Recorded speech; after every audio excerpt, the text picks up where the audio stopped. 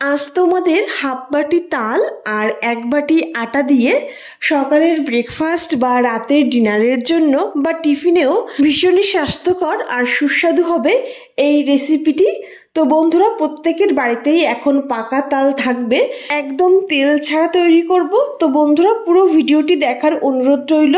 স্বপ্নাস ডায়েরিতে সবাইকে অনেক ওয়েলকাম জানিয়ে আমি ভিডিওটি শুরু করছি। প্রথমেই বড় এক মিক্সিং বলে দিয়ে দিলাম এই বাটির মাপ করে এক বাটি আটা। এখানে আমি এক বাটি আটা দিয়েই রেসিপিটি তৈরি করছি, তোমরা চাইলে আটার পরিমাণটা বাড়িয়ে দিতে পারো। দিয়ে দিলাম স্বাদ অনুযায়ী লবণ আর 1 চামচ চিনি, তারই সঙ্গে দিয়ে দিচ্ছি 2 চামচ গুঁড়ো দুধ। এখানে গুঁড়ো দুধটা অ্যাড করলে স্বাদটা বেশ ভালো আসবে, তবে তোমরা চাইলে স্কিপ করতে পারো। গুঁড়ো দুধটা না দিলেও খেতে বেশ ভালো লাগে।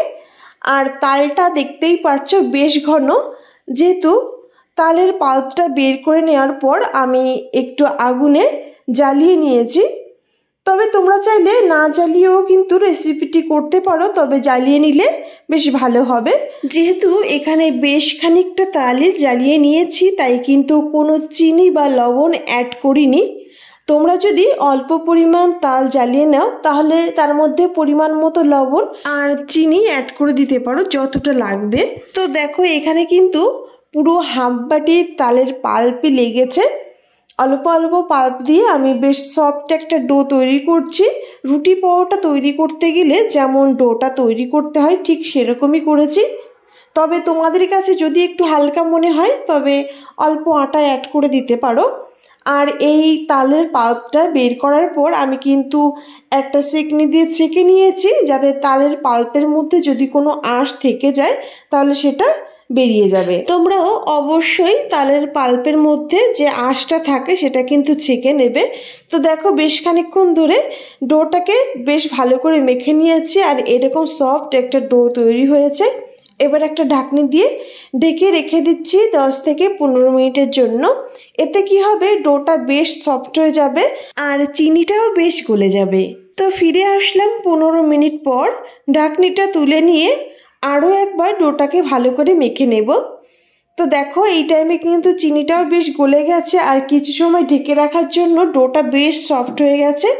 ভালো করে মেখে নিয়ে এখানে কটা লেচি কেটে নিচ্ছি। বেশি ছোট না করে মিডিয়াম সাইজের 4টে লেচি আমি কেটে নিয়েছি, দেখতেই পারছো। এবার এটা আমি বেলে নেব। এই তালের রুটিগুলো খেতে এত ভালো হয়, মানে কি বলবো, খুব অল্প সময়ের মধ্যে নর্মাল যেভাবে রুটি তৈরি করো সেভাবেই তৈরি করে নিলে আর কিছুই লাগবে না, শুধু এই রুটি হলেই হয়ে যাবে। প্রথমেই ডোটাকে ভালো করে গোল করে নিলাম, তারপর উপরে কিছু আটা ছড়িয়ে দিয়ে রুটি যেভাবে বেলে নিই সেভাবেই বেলে নিলাম। এইভাবে আমি প্রত্যেকটা রুটি বেলে নেব। তো দেখো, বেশ পাতলা করেই বেলে নিয়েছি, আমি কিন্তু মোটা করিনি। বেশ পাতলা করে একটা হয়ে গেল বেলা। ঠিক একই রকমভাবে আর একটা বেলে তোমাদের দেখাচ্ছি। প্রথমে হাত দিয়ে একটু গোল করে নিয়ে হাতের তালুতে চাপ দিয়ে নিলাম, তারপর একটু আটা ছড়িয়ে নিয়ে যেভাবে আমরা রুটি বেলি সেই রকমভাবেই বেলে নিতে হবে। যেভাবে তোমরা রুটি তৈরি করো ঠিক সেই রকমইভাবে রুটিটাকে বেলে নিতে হবে। সহজেই তৈরি হয়ে যায় আর কোনো কিছুই তৈরি করা লাগবে না, এক রুটি দিয়েই কিন্তু খাওয়া হয়ে যাবে।